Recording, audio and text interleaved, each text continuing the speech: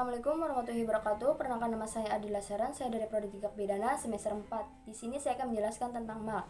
MAL adalah kontrasepsi yang mengandalkan pemberian ASI secara eksklusif, artinya hanya diberikan ASI tanpa makanan atau minuman apapun. Nah, di sini juga ada MAL dapat dipakai sebagai kontrasepsi. 1. Menyusui secara penuh, lebih efektif bila pemberian 8 kali sehari. Yang kedua, belum head. Yang ketiga, umur bayi kurang dari 6 bulan. Nah, di sini juga ada keuntungan kontrasepsi MAL. Yang ke satu, efektivitas tinggi, keberhasilan 98 pada 6 bulan pasca persalinan. Yang kedua, tidak mengganggu senggama. Yang ketiga, tidak ada efek samping secara sistematik. Di sini juga ada keuntungan non kontrasepsi MAL. Yang ini yang pertama untuk bayi, yaitu mendapatkan kekebalan pasif, mendapatkan antibodi perlindungan lewat ASI. Nah, kalau untuk ibu itu ada mengurangi pendarahan pasca persalinan, yang B mengurangi resiko anemia.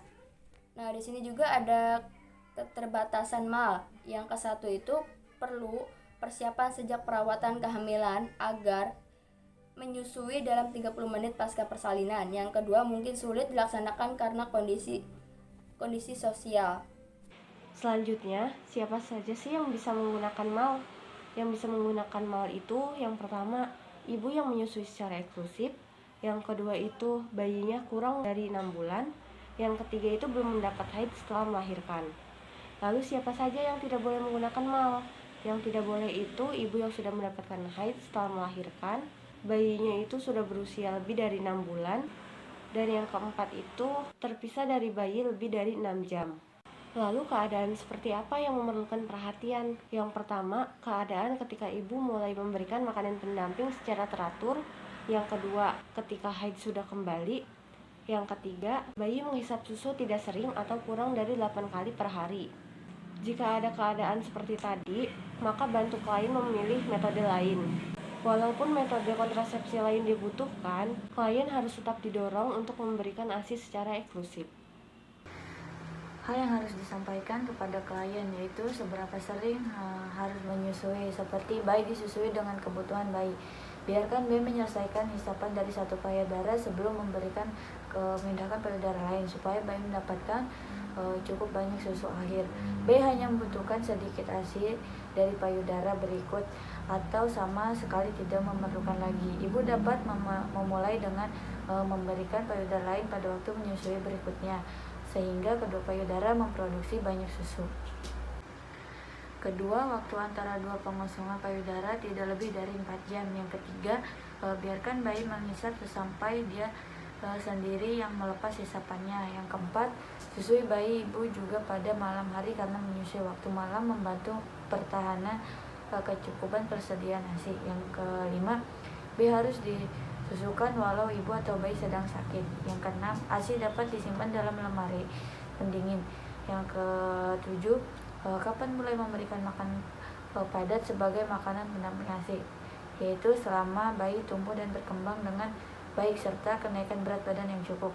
Bayi tidak memerlukan makanan selain ASI sampai dengan umur 6 bulan, yaitu berat badan naik sampai umur sebelum BB naik minimal 0,5 kg atau ngumpul sedikitnya 6 kali dalam sehari.